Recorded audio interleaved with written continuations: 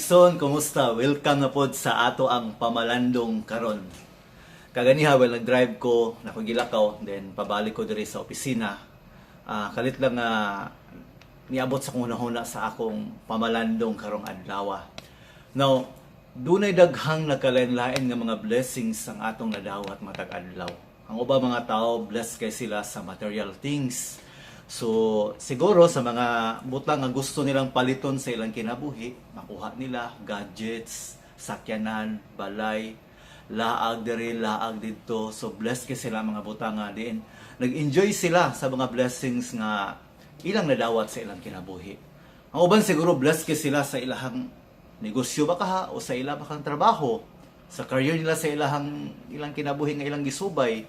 So, wala sila gipalisod-lisod ba kaha or every time nga nanginahanglan sila o kanabitang trabaho or unsa nga mga desisyon, dagko nga desisyon sa ilahang kinabuhi, and then nadawat nila ang maong blessings nga hangtod karon ilang gi-enjoy.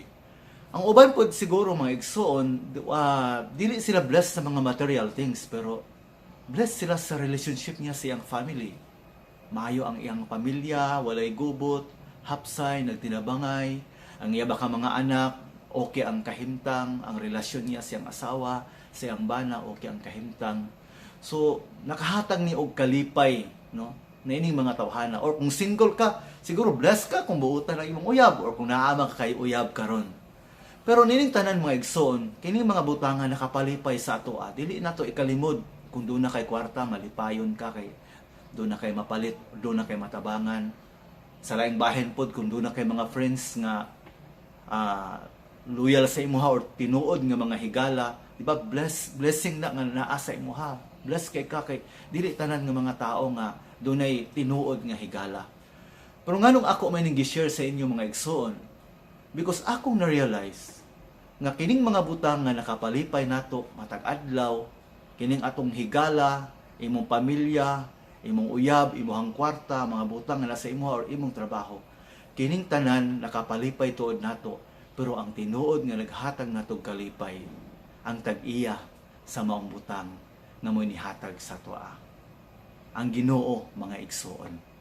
Kining mga butang nga gitagaan natog importansya, atong gihigugma, atong giampingan.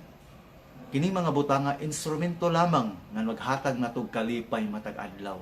Apan kung imong susihon, kung atong tan-awon pag-ayo mga igsoon, kung wala ang gahatag, kung wala ang tag-iya ni maong butang, wala ni sa atoa o dili ta magmalipayon.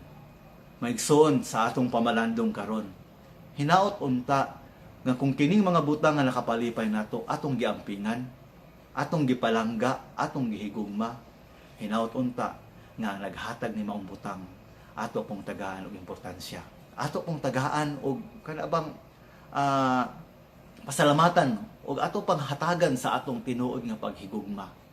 Because mga igsoon, sa ako nang gikaingon, dili na to ikalimod na kung wala ang Ginoo, siya ang source sa tanan, wala ning mga butanga o labaw na wala ta karon dinhi.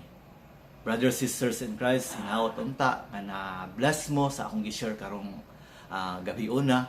And I hope and pray nga kung na-bless ka ani mga igsoon nga video, imong taning i-like, imong taning i-share sa imong mga higala para pod nga maka-bless po ta sa uba mga tao. O ginaot ko nga sa sunod nga higayon para sa atong pamalandong karon, aton taning sundan kung unsa pa nga mga pulong ang i-share sa Ginoo sa atong kinabuhi. God bless you, brothers and sisters in Christ.